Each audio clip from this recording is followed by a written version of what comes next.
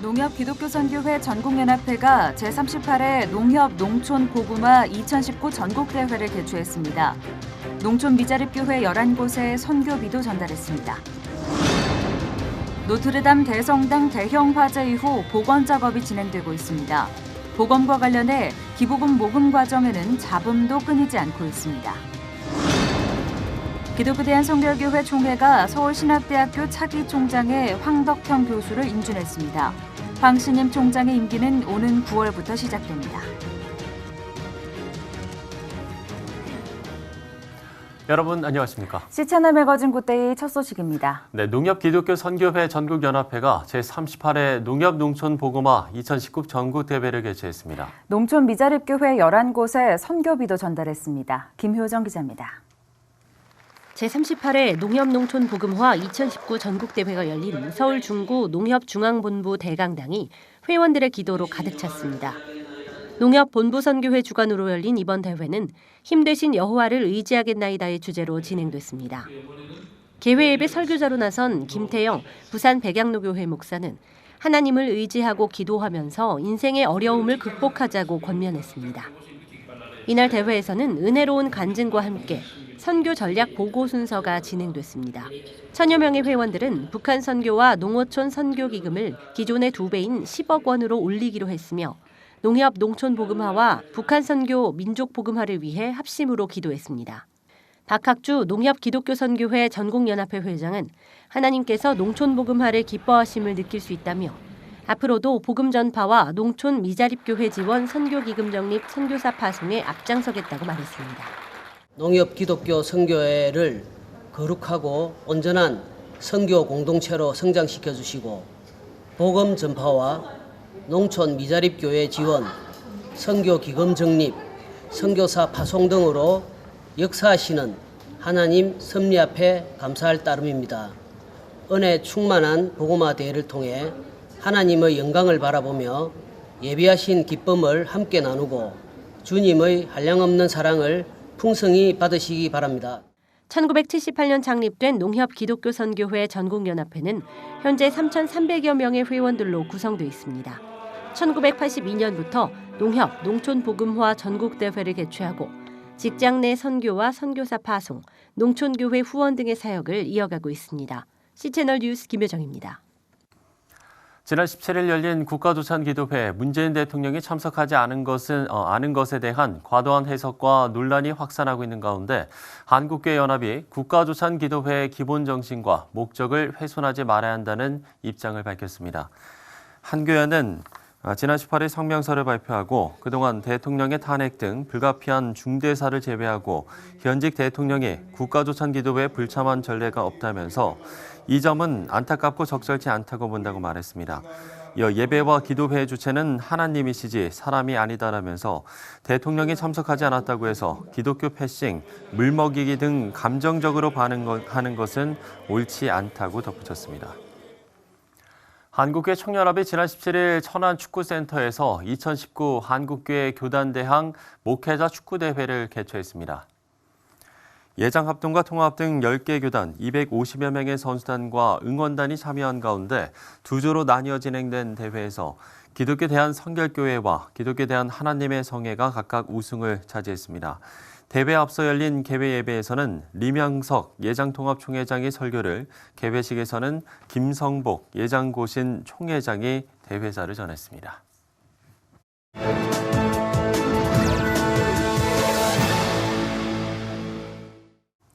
지난 4월 노트르담 대성당의 화재로 많은 사람들이 안타까워했는데요. 화재 후 2달이 지난 지금도 노트르담 대성당을 둘러싼 논란은 끊이지 않고 있습니다. 네, 바로 성당 복원을 위한 기부금 모금 문제 때문인데 프랑스 허은선 선교사 전화 연결해서 관련 이야기 짚어보도록 하겠습니다. 자, 선교사님, 성당 기부금이 꽤 많이 모인 것으로 알고 있는데 왜 이런 논란이 일고 있습니까? 노틀담 성당의 보수공사가 필요해서 오랫동안 기부금을 모아왔지만 그게 되지 않아서 공사를 하지 못하고 있었어요. 그런데 이렇게 사고가 난 이후로 기부금이 한꺼번에 모아졌고 이 기부금 모아진 게 성당이 불탄 것에 관해서 그랬기 때문에 특히 그랬는데, 왜냐하면은 많은 사람들이 어떻게 이게 프랑스에서도 가난한 사람들이 있고 또 노숙인도 있고 난민들도 있는데 그런 사람들을 위해서는 이렇게까지 돈이 모아진 적이 없었다고 그런 많이 스캔들 같은 것들이 있었어요. 그러니까 말씀하신 대로 평소에는 기부에 관심을 보이지 않다가 이 사회적으로 관심을 모은 사건에 거액의 기부금이 몰린 것은 다분히 의도가 좀 있어 보인다는 그런 해석인가요? 예, 이런 건물의 가치와 인간의 가치를 두고 봤을 때 사람들에게는 되게 많은 분노를 일으키게 하는 계기도 됐던 것 같습니다. 그리고 또 모금이 이루어지는 것 자체가 보통 되게 프랑스의 대기업이나 뭐 세계적으로 유명한 이런 기업들이 거액의 기부금을 이렇게 냈는데 그것들이 다 마케팅을 위한 거라고 이제 사람들이 많은 얘기를 했었죠. 근데 그 대기업들도 사실 자신들의 이익을 위해서 그런 기부를 한 것인데 결국은 사람을 위해서는 그 돈들을 사용하지 않았다는 것, 그것에 대한 분노가 지금 더 심각한 것 같습니다. 네, 그동안 프랑스에서는 노란조끼 시위도 계속 이어졌었고 상대적 박탈감을 느낀 시민이 많아졌다는 건 프랑스 사회도 생각해봐야 할 문제라고 여겨집니다. 이래저래 논란이 일군 노트르담 대성당, 앞으로 복원은 어떻게 진행이 될까요? 네, 성당 복원이 건물 자체의 복원에 대한 의미도 크지만 성당이 처음에 만들어졌을 때 정말 사람을 위해서 그리고 사람을 돌보고 또 많은 시대의 고통에 동참하면서 왔던 그 성당의 의미를 같이 복원해가는 그런 작업들이 많이 필요할 것 같습니다. 지금 많은 어려운 일들이 사회적으로도 있는데 성당이 그런 것들과 동떨어진 모습으로 자신의 화려함과 그런 것들만 추구해 간다면 그 복원의 의미가 없을 것 같습니다. 그래서 복원을 하면서 정말 사회와 그리고 그 사람들과 더불어서 갈 수 있는 그 인간적인 것들 그리고 정말 성경적인 바탕에서 그 사랑의 정신 그리고 공의와 정의의 정신이 그 복원을 하면서도 같이 회복되는 것들이 되게 중요할 것 같습니다. 네, 전해주신 이야기들이 비단 노트르담 성당 문제에만 국한된 것이 아니라 우리가 사는 세상 전반에 적용돼야 할 이야기라는 생각이 듭니다. 오랜 시간 또 복원 과정이 이루어질 텐데요. 그 과정 속에 잃어버린 부분이 있다면 잘 회복되기를 저희도 기도하겠습니다. 네, 프랑스의 허은선 선교사와 이야기 나눠봤습니다. 노트르담 대성당의 의미를 부여하는 것은 성당을 세웠던 800여 년 전, 그때부터 지금까지 역사가 남아있기 때문인데요. 이렇듯 시간은 그 존재의 역사랍니다.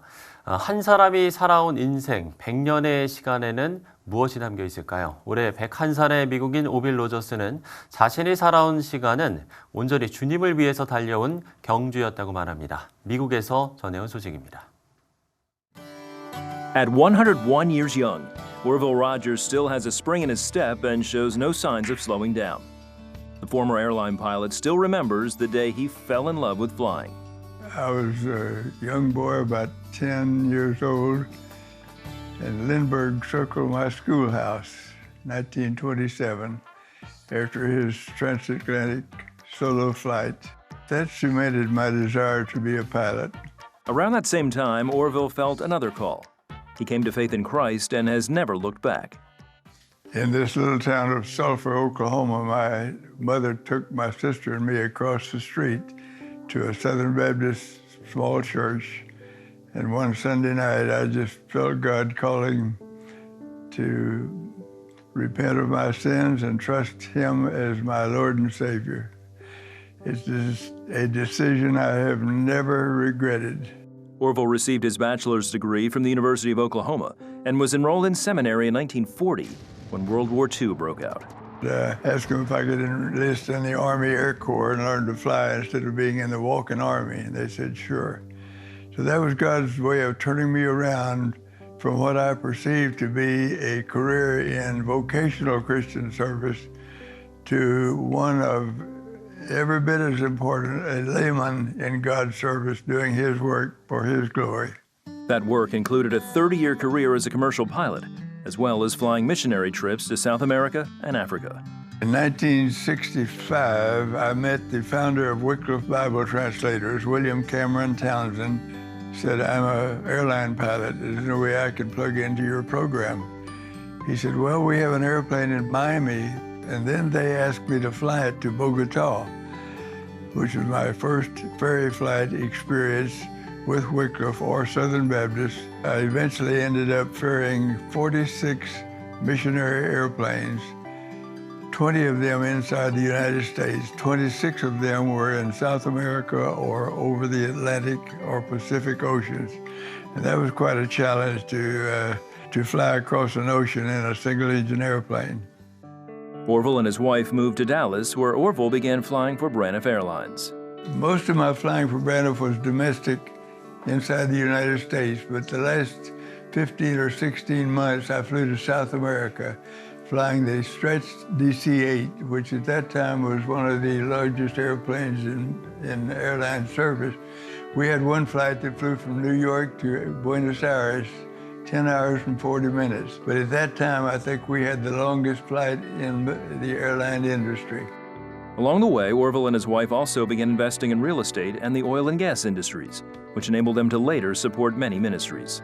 My wife and I determined that we had to increase our giving, which we did, and God blessed our investments. In the course of my wife and I, our marriage together, and since her death, she and I have given away over $35 million to God's work.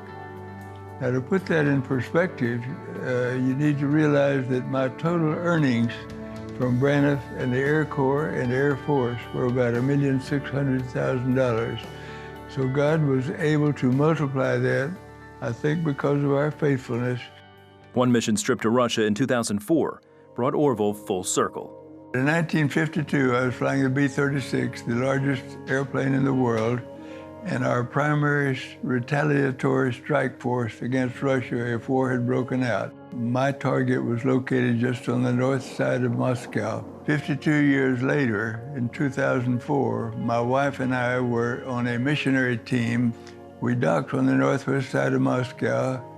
We had our medical clinics and did street witnessing, all within about 5 miles of where my target was to drop an atom bomb. Instead of death and destruction from above, we were carrying in God's word, the word of life, to the Russian people. He also became a long-distance runner after reading several studies on longevity and exercise. Dr. I-Min Lee from Brigham and Women's Hospital, she compiled a study.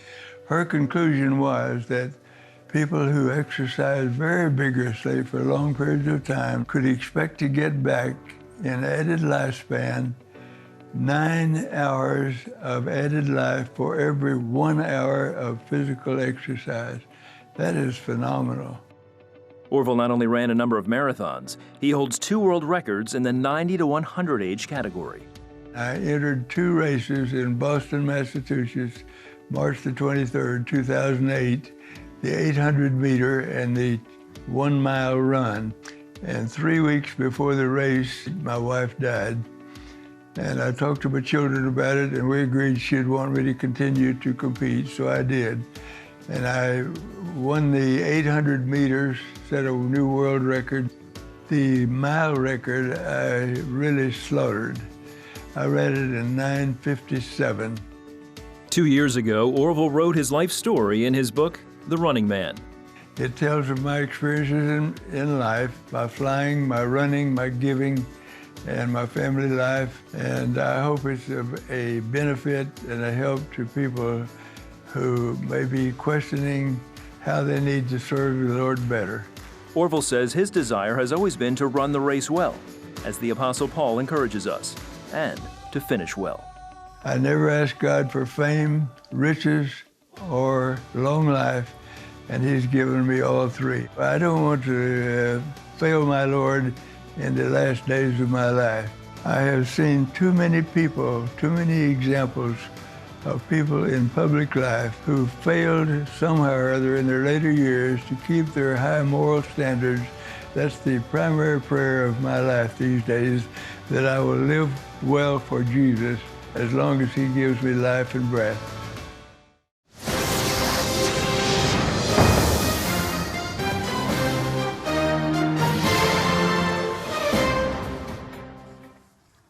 기독교대한 하나님의 성회 신수동 측 신임 총회장에 유영희 목사가 선출됐습니다. 네, 5월 총회를 진행하는 교단들이 있는데 기독교대한 하나님의 성회도 지난달에 총회를 개최해서 신임 총회장이 선출된 겁니다. 신임 총회장 유영희 신임 총회장 스튜디오에 모셨습니다. 안녕하십니까? 안녕하십니까? 안녕하십니까? 반갑습니다. 지난 화요일에 취임식을 진행하셨던 것으로 알고 있는데요. 먼저 축하드리고요. 감사합니다. 네, 취임 소감부터 한 말씀 말씀해 주시죠. 예, 작은 종에게 교단의 모든 일을 맡기셔서 두렵고 떨리는 마음으로 이 옷을 입었습니다. 네. 그래서 취임 소감보다는 하나님의 저울에 모자라지 않도록 무릎으로 기도하며 사명을 감당해야 된다고 생각하면서 이 사명을 받았습니다. 네, 예.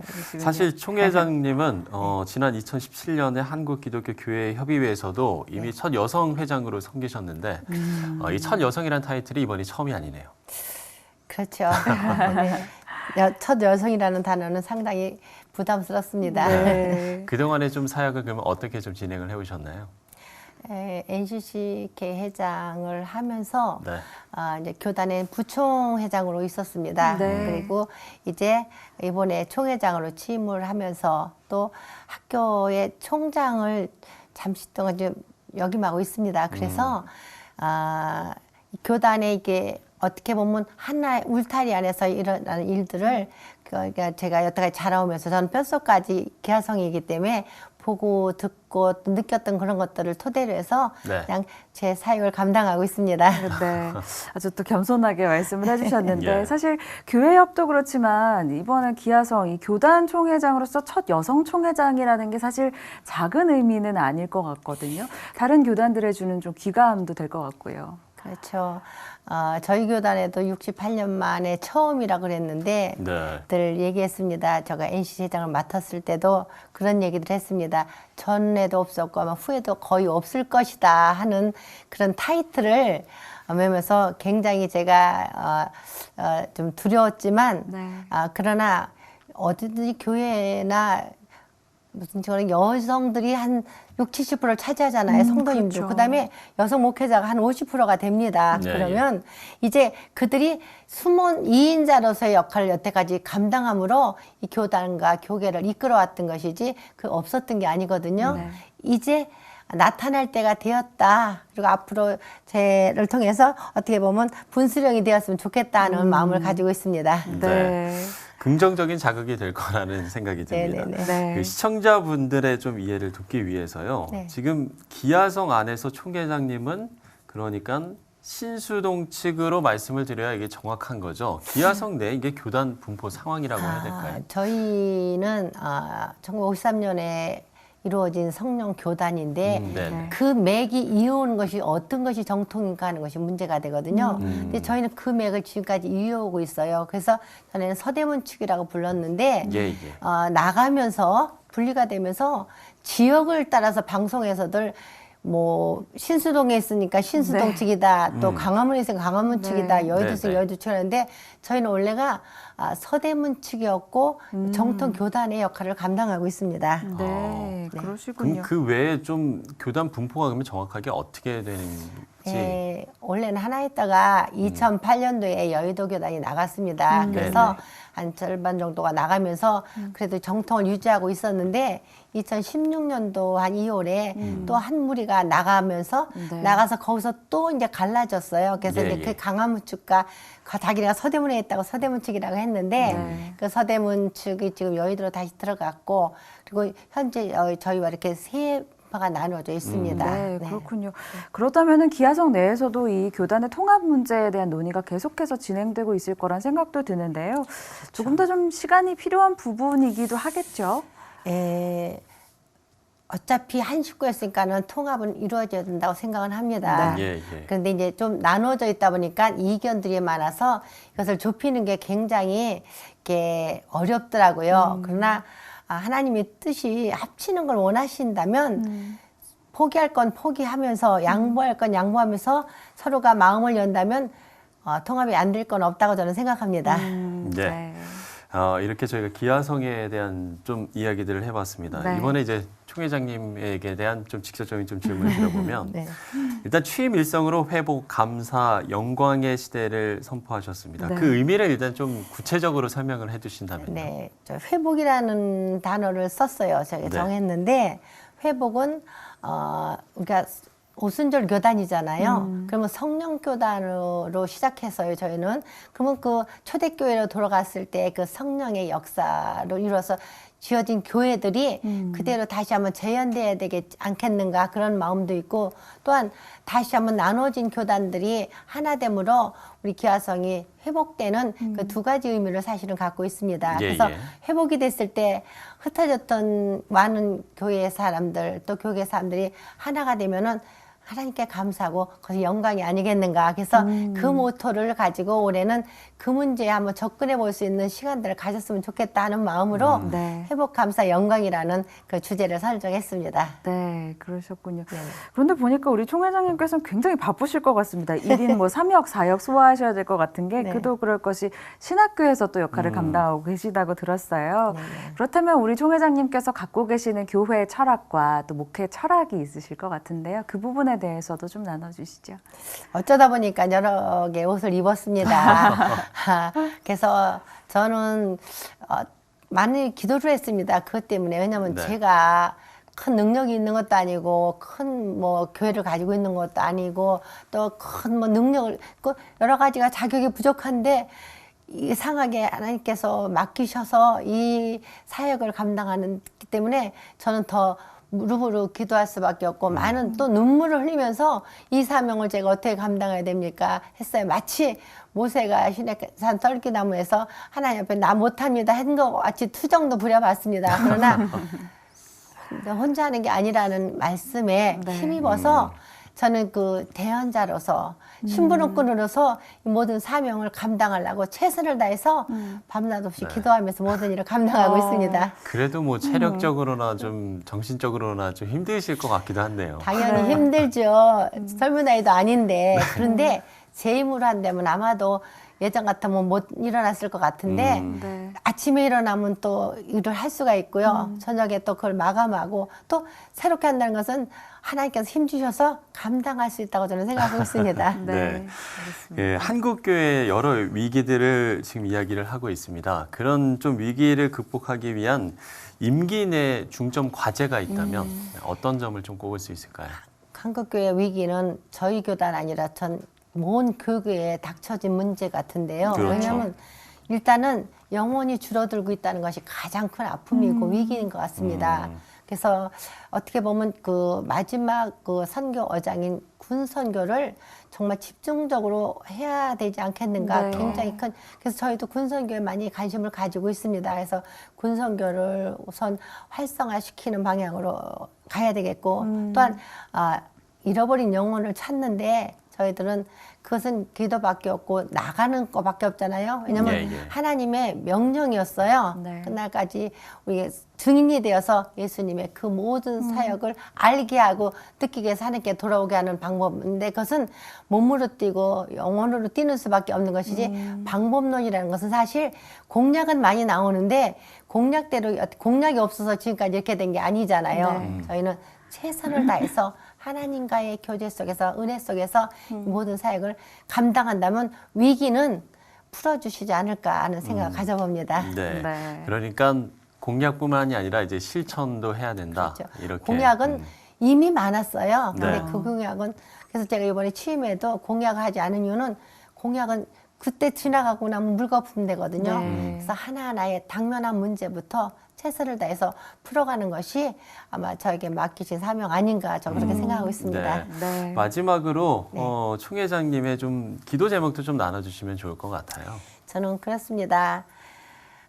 사람하고도 관계도 굉장히 중요합니다. 그러나 네네. 먼저 하나님과의 관계 속에서 하나님을 떠난 영혼은, 떠난 목회자는, 응답이 없는 목회자는 아무런 쓸데가 없다고 저는 생각하기 때문에 어떠한 상황에서도 하나님 저의 기도를 들어주시고 하나님이 동행한다는 확신만을 저에게 늘 주셔서 이 어려운 사명을 감당할 수 있도록 하나님이 저를 붙들어서 이끌어달라는 이 기도가 제 일본의 기도 제목이라고 생각합니다. 네, 좋습니다.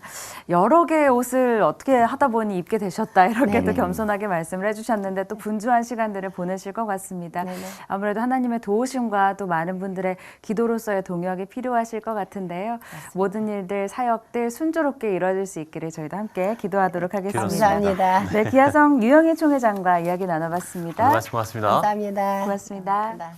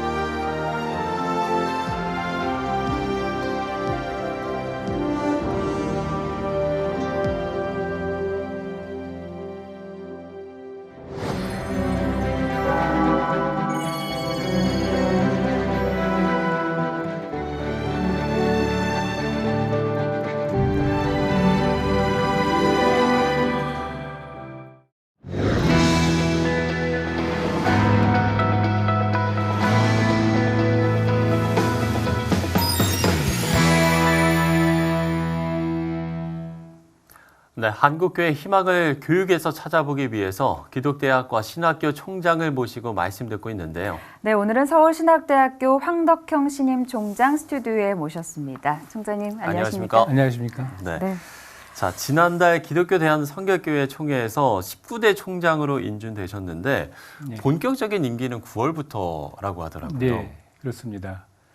저희 이제 일반 대학과 마찬가지로 네네. 이제 똑같은 과정을 통해서 이제 그 총장 인준 절차가 이루어지지만 이제 저희 교단이 5월달에 인준 총회를 하거든요. 네. 그렇기 때문에 미리 뽑는 것이죠. 그래서 이것은 5월달에 총회에서 새로 이제 신학대학의 총장을 인준함으로써 이제 예. 우리 교단에서 파송한 그런 어떤 그 교육의 사명을 가지고 하나님께서 맡긴 사명을 가지고 보낸 그런 그 어떤 선교사적 사명을 가진 것이다라는 의미를 강하게 얘기하고 있어요. 그래서 그 5월 달을 지나고 예. 9월 달 지날 동안 이제 저희는 이제 인수위원회 등 여러 가지 이제 활동을 통해서 이제 전임자와 후임자가 잘 이어질 수 있도록 이렇게 노력을 하고 있습니다. 네, 그러시군요. 그래도 그동안 부총장으로 또 서울신대를 섬겨 오셨기 때문에 아무래도 익숙한 부분이 조금 더 많으시리라 생각이 됩니다. 그래도 가장 먼저 통합과 또 소통의 리더십을 강조를 하셨어요. 임기 중에 이 부분들을 좀 어떻게 구현해 갈 계획이신지도 궁금한데요.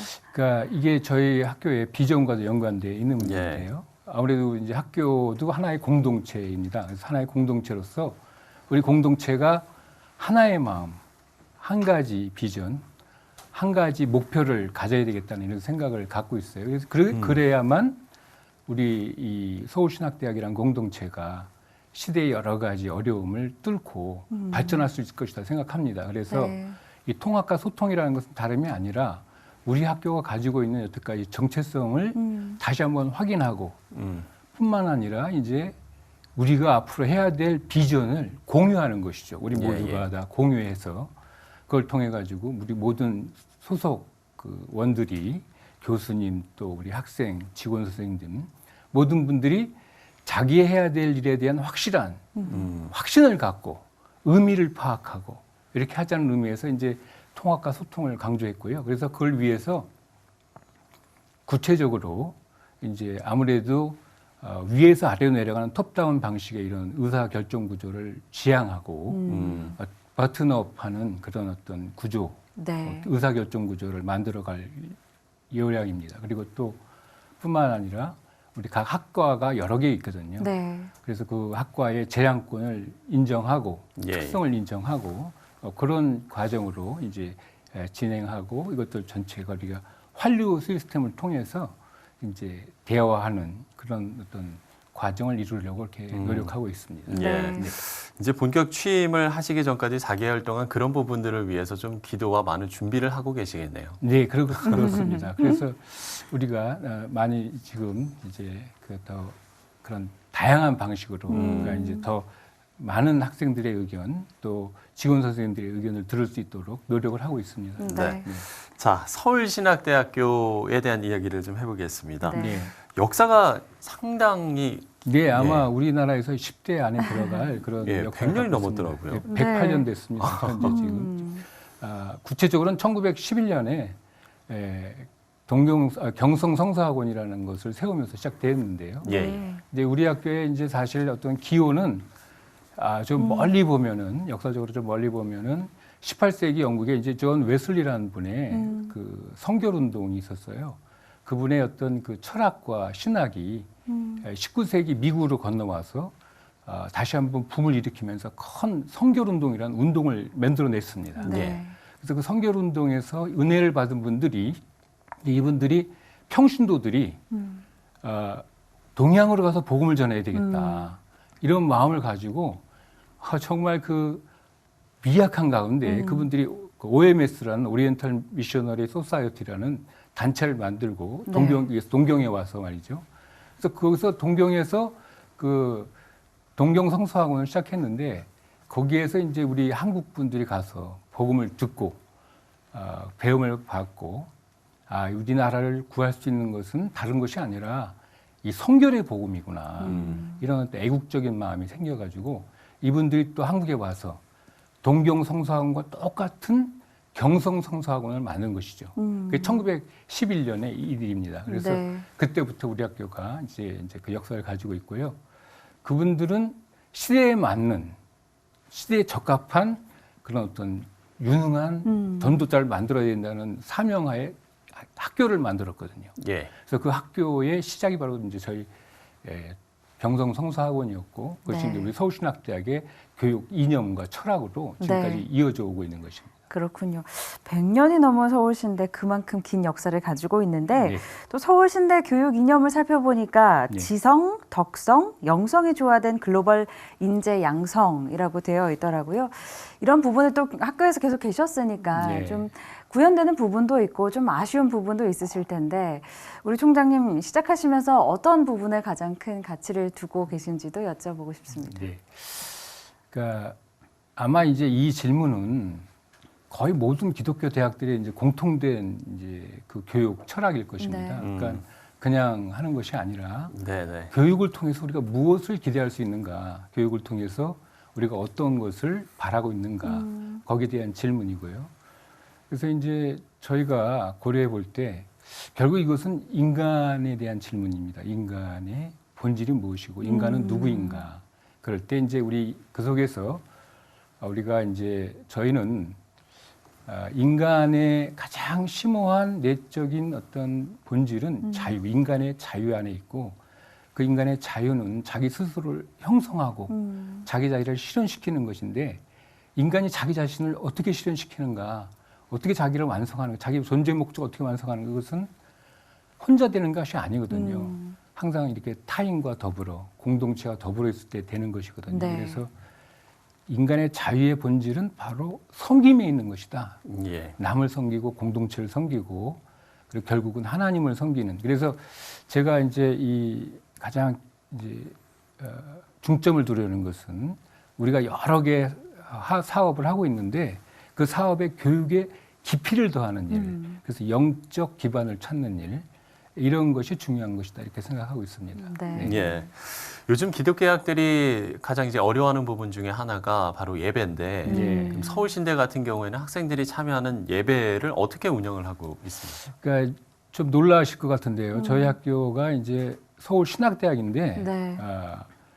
몇 년 전부터 이제 비기독교인을 받아들이고 있습니다. 네. 그러다 보니까 저희 학교에 지금 비기독교인 비율이 명목수상 비율이 30%에 육박하고 있습니다.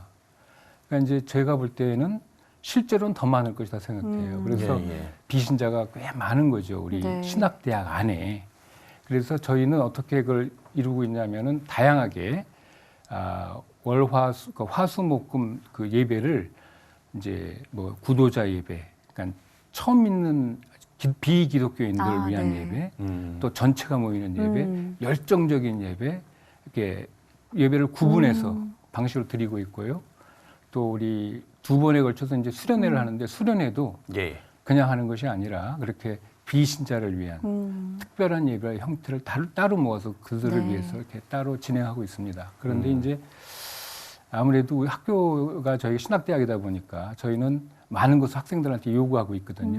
그런데 예배 요구, 그다음에 또 새벽 기도에도 이제 예를 들어서 저희가 요구하는 것이 있는데 그런 것들 때문에 약간의 문제가 있는 건 사실입니다. 그래서 그런 문제들을 이제 해결해 나가기 위해서 아무래도 많은 대화가 필요하다는 걸 절실하게 느낍니다. 더 많은 대화.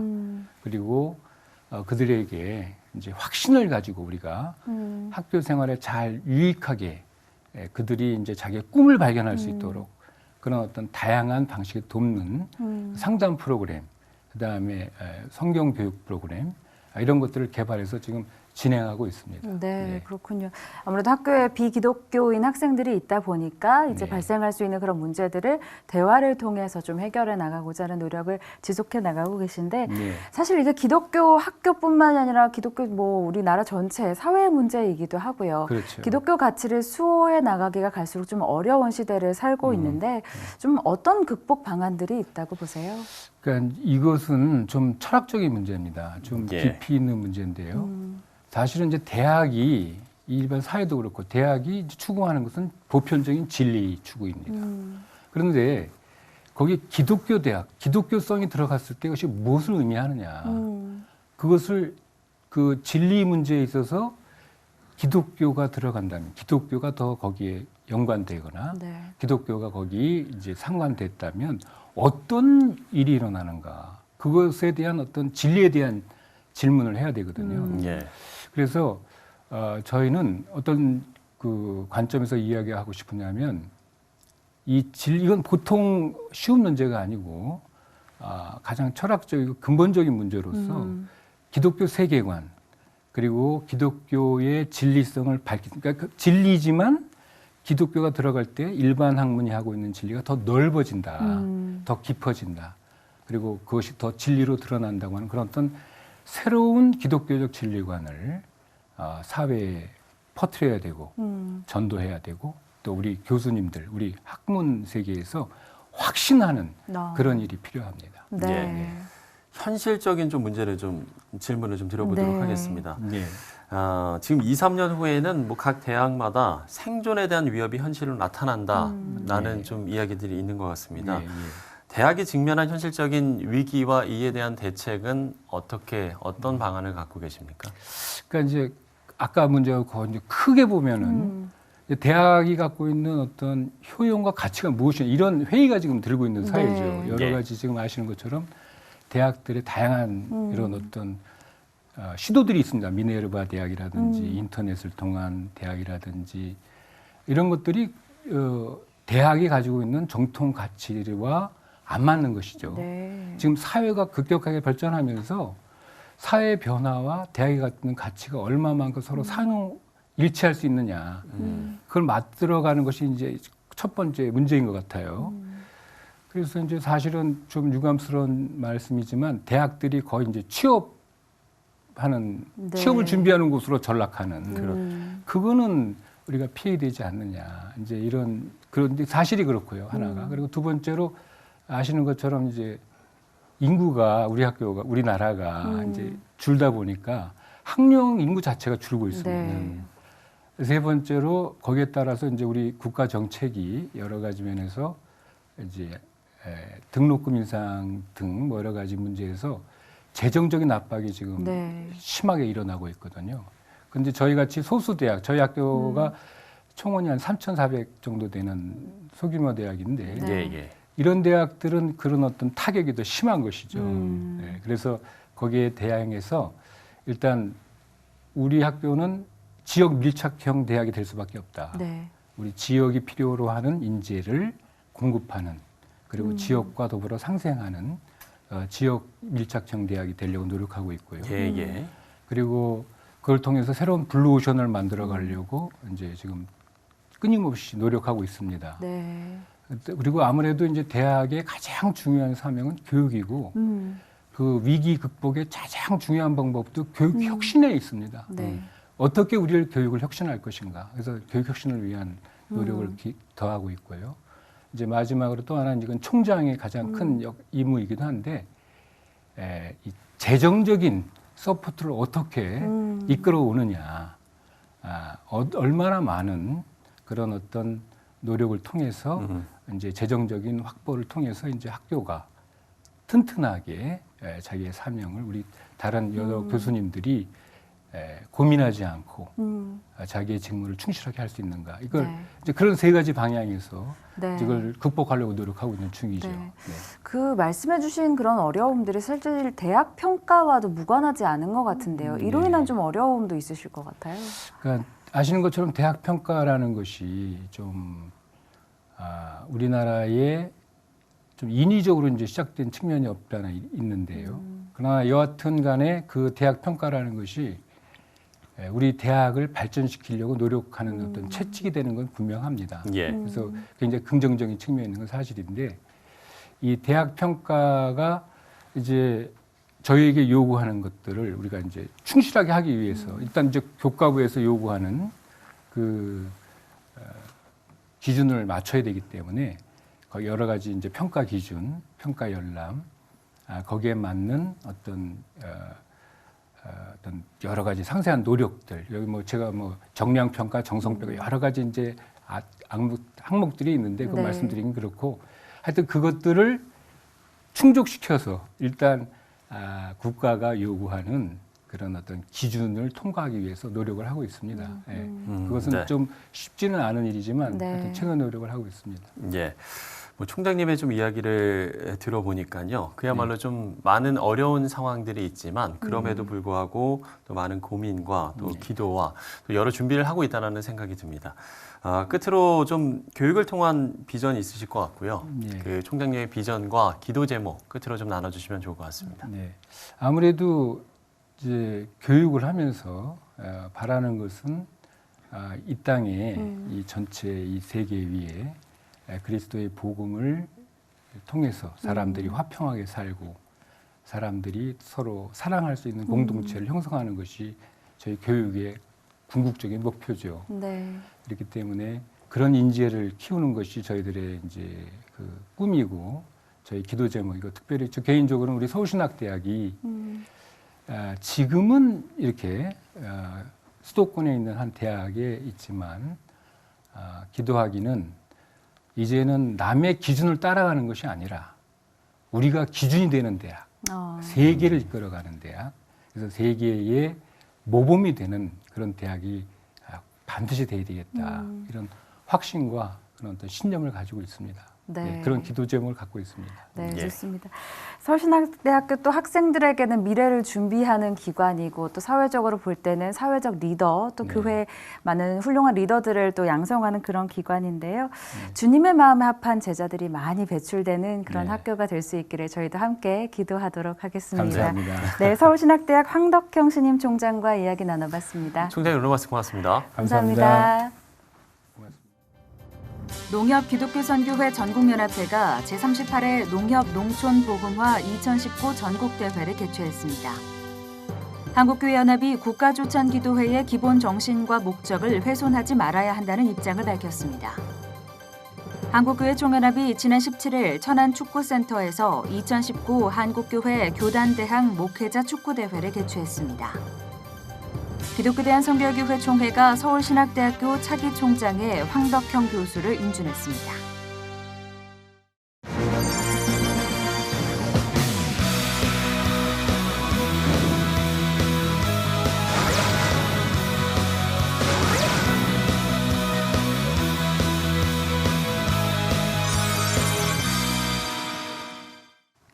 네, 오늘 6월 20일은 유엔이 정한 세계 난민의 날이었습니다. 네, 분쟁 지역이 늘고 정치적으로 혼란한 국가들이 많아짐에 따라 난민의 수도 여전히 증가하고 있는데요. 난민 문제를 고민해야 하는 건 우리나라도 예외가 아닙니다. 함께 사는 법에 대해 다양한 의견들이 나눠지길 기대해보고 무엇보다 우리는 영적 난민이 되지 않도록 믿음의 뿌리를 견고히 해야겠습니다. 시채널 매거진 굿데이 오늘 순서는 여기까지입니다. 시청해주신 여러분 고맙습니다.